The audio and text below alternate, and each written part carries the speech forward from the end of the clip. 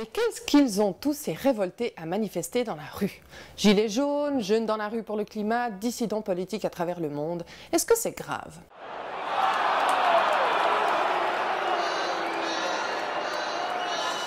Alors déjà, c'est quoi une révolte? Si on cherche un petit peu dans les définitions, on trouve que les révoltes sont définies comme des manifestations d'opposition, des refus d'accepter une situation ou une autorité quelconque. Je vais quand même vous citer l'article 35 de la Déclaration des droits de l'homme et du citoyen de 1793. Quand le gouvernement viole les droits du peuple, l'insurrection est pour le peuple et pour chaque portion du peuple le plus sacré des droits et le plus indispensable des devoirs. Qu'on se le dise quand même, c'est un droit et même un devoir. La révolte? Ah bon? Petit rappel d'histoire. Dans les années 40, certains pays ont décidé de faire une guerre mondiale. Des scientifiques, écrivains ou philosophes qui se sont quand même posé la question, mais comment des êtres humains ont-ils pu se comporter de manière aussi dégueulasse envers d'autres êtres humains? Les psys et d'autres se sont donc penchés sur la question et ont étudié les comportements de soumission et par la même occasion les comportements de révolte. Il existe plusieurs recherches célèbres, dont notamment celle de M. H, un Polonais, sur le conformisme. Je vous explique juste en deux mots en fait cette recherche. On demande à une personne de mesurer la taille d'un bâtonnet en comparaison avec d'autres bâtonnets. Il y a des complices dans une salle qui donnent de fausses réponses et on regarde si le cobaye, lui, il répond en fonction de ce qu'il perçoit comme étant juste ou alors en fonction des réponses des autres. Et à la grande surprise, il y a beaucoup de gens qui répondent en fonction du groupe et non pas en fonction de ce qu'ils perçoivent. Il y a aussi la recherche de M. Milgram qui a fait le buzz en fait dans les années 60. Je vous explique aussi brièvement. On demande à une personne de donner des chocs électriques à un cobaye s'il répond faux à une question de mémoire.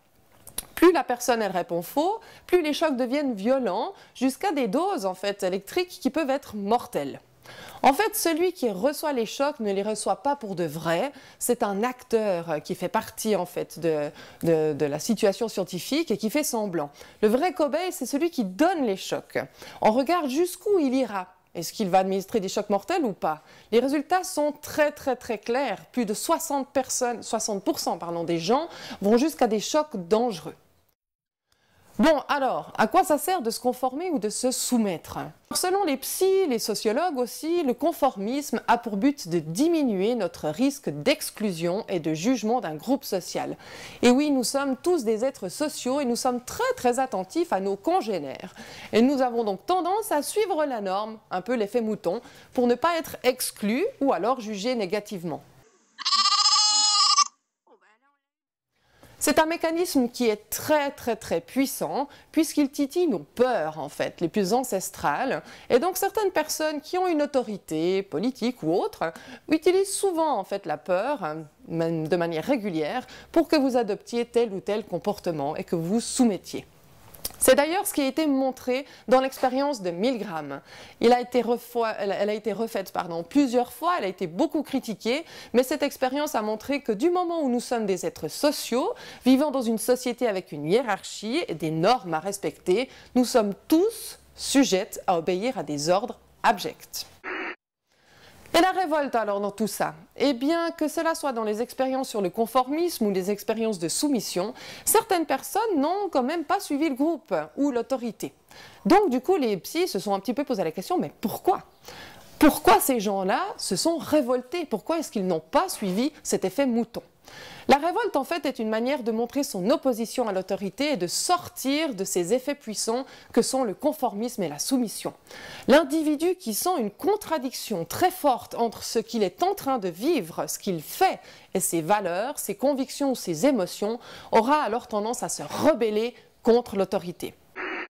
On retrouve bien souvent ce mécanisme dans d'autres situations aussi, qui sont moins dramatiques, telles que par exemple une femme qui va s'opposer à l'autorité de son mari, ou alors un enfant qui va s'opposer à l'autorité de ses parents, ou encore un employé qui s'oppose à l'autorité de son patron. 13 juin 1936, des millions d'hommes et de femmes, durement atteints par la misère et la crise, quittent le travail pour le réajustement de leur salaire, pour la diminution de la journée de travail, pour l'hygiène et la sécurité, pour la reconnaissance du droit syndical. Alors, est-ce que c'est grave de se révolter? Les révoltés n'ont a priori pas de problème psychologique. Et c'est parfois même la question inverse qui devrait être posée. Est-ce que c'est grave de ne pas se révolter? Au revoir et à bientôt pour une nouvelle vidéo.